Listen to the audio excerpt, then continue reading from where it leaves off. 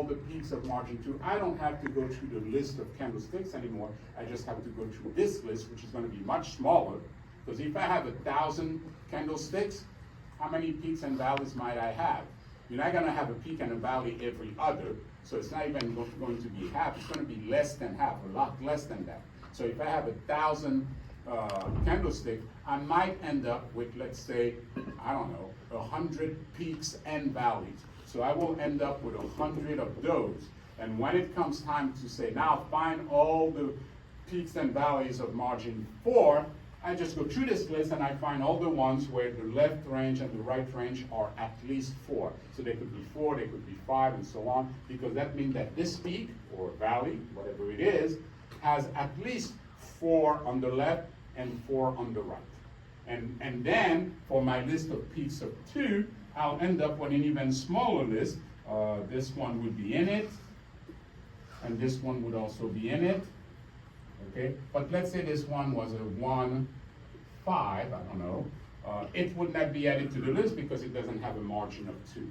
Then when I want the margin of 3, okay, so this one was 3 and 12, 5 and 7, okay, it would add these 2, but it would eliminate anybody that doesn't have at least 3 on the left or the right. And so what you'll end up doing is having a list of all the peaks of margin 1, let's say this, all the peaks of margin 2, that might be, well, likely a small list, 3, and so forth. Maybe at 5, you might end up with one last guy, which has, I don't know, a 5 and 7, and after that, nothing.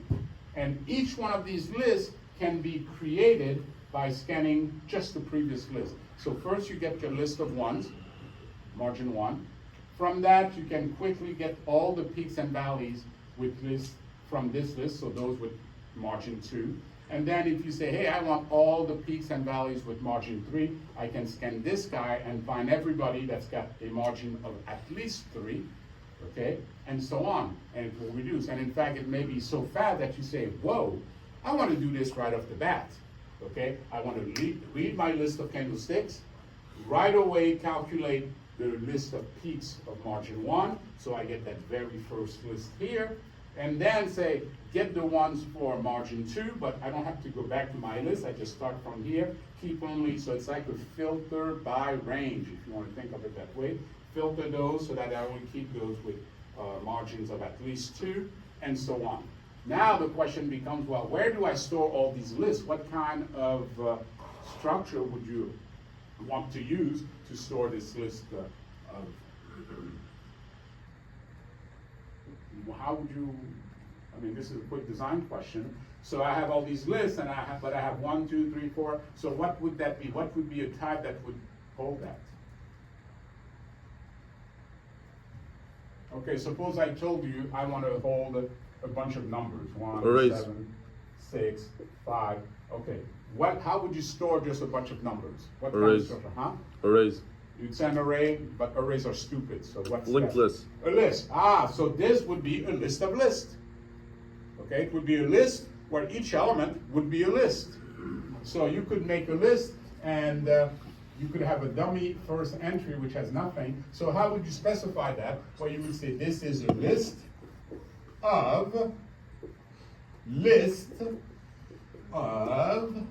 peak valley.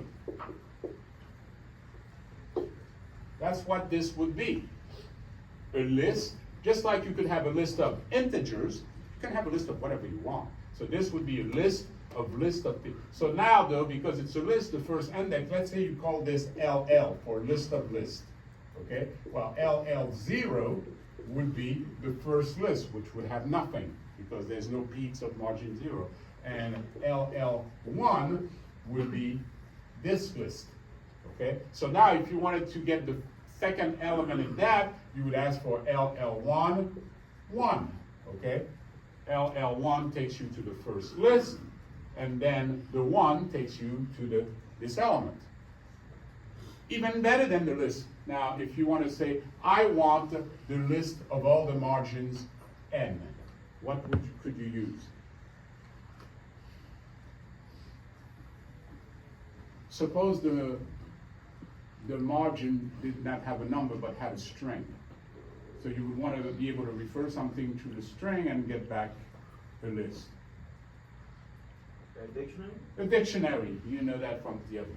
Okay, so now what you could say is, hey, you know, because, you know, the first list is always 0, that's kind of a waste. You say, how about making a dictionary, okay, that takes, what would be the key to your dictionary? Now when you use a dictionary, how would you say, I want to access to a particular margin? How would you specify the margin? An integer. So you say, hey, I want a dictionary where the key of the dictionary would be an integer. Okay.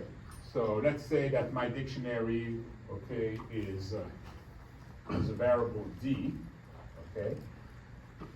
And what should that dictionary return when you say, give me the entry for 3? Meaning I want, you know, the peaks of margin 3. What should it return to you? List. A list of peak values. Structure. That's how you specify a dictionary. Okay.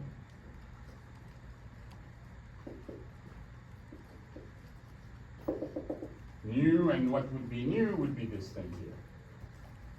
Okay, so you specify, hey, I want a dictionary, and it's not hard at all. You just got to do it one day and say, hey, I would like to use a dictionary. The key of the dictionary is going to be an integer. Okay, that's what you specify. The type of the key is integer. And then you say, when I speak to that dictionary, I want it to return something to me. Well, what's the type of that something? Well, that's what they call the value. You returns a list. Okay, so now the nice thing is, let's say that in your dictionary, you find that there is no entry for 0. Well, this thing will tell you that. There will be, if you have an entry for 4, you'd say D. Now, the way you would access this here, after you created the dictionary, you could say, oh, I want all the peaks with margin 4, just ask for D4. And D4 would give you back a list of peaks and valleys, which would correspond to the one that's the 4th one. Now you have to say, hey, how do I add to it? Well, now it's like, hey, you just were at the Scrum meeting, you just learned this amazing things about dictionary that's going to fit in your project. You go, you hit the book, or you hit the internet, or you hit the Copilot, and you study it. You say, how do I use a dictionary? For those of you who decide to do that, you will learn how to use a dictionary in about 3 minutes. So you can understand what happens when later on I find out that somebody can't answer the question after I said that. I'm thinking, holy smoke. That person says that's what they want to do for a living, and they can't even spend 3 minutes to learn their own stuff that they're going to earn a living from. My God, I look for the first opportunity to kick you out. Because it's 3 minutes, and it's 3 minutes for something that supposedly you want to do for a living, that supposedly you love. So look up dictionary and see all the beautiful things you can do with a dictionary. Okay, so we have the basic idea on how to do the peaks and valleys, and then what you will want to do is then from the peaks and valleys figure out all of the waves that you can have. Now, how would you do that? Okay, once you have your list of peaks and valleys, and this is why I'd ask you to wait 5 minutes to show you how now this even comes into play more powerfully. How would you find peaks and valleys? Well, you could go in here, find your peaks, and then find the valleys before, or given that list here that has all your peaks and valleys, you could just scan that list, and let's say that you're at a particular point in that list and you happen to be at this peak. How do you find all the valleys that end up there? You go back to the list, so you have another loop in the list where you look maybe going backward, but you don't have to go to the candlestick, you just have to go through all the valleys. So what you do, if I'm sitting at this peak, okay, so because it's a peak, it's gonna say true here and false here. You go back, and for every valley that you find, you say, I have a wave. So the previous valley you'll find will be this. There'll be a valley before that over here. There'll be a valley before here, and one here. Do we agree with that? As you find a valley, you're going to say, I should do this with the valleys in red. As you find your valley, you're going to say, is this a wave? Is it a valid wave? Okay, and yeah, the way you do, you just make sure that between this low and this high, none of the candlestick in here go above the low, above the high or below the low. That's all that it is. Okay, so once you have a particular potential wave, you're just going to make sure that all the peaks and valleys well, not the peaks and valleys, all the candlesticks in between stay within that range. So this would be a valid one. Okay, and you might want to add it to a list to say that's a valid one. Then over here you have another valley. Is that a valid wave as you go from this valley to this peak? Is that a valid wave? No, it's not. Why? Because we go below the low over here. So that would not be a valid wave. Then you look at this one. Is it one? Yes, it is. You look at this one. Is it valid? It is. So just going to that peak, you would find that ending at that peak, you have 1, 2, 3 waves. Okay? In your app, what you will want to do now, this is an up wave, so you might want to have an up wave and a down wave combo box. Those boxes would have listed in them all the peaks and valleys, and the way you might want to list them is by specifying the date, the starting date, the ending date.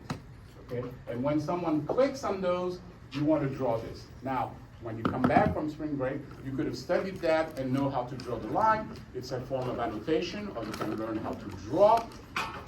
But if you still have questions, we can then find out how would you specify and draw the waves. Okay? Yes. And come, we have to leave that. For those of you who are late, you might want to quickly come so I can update you so that the gentleman there can have his class. I wanted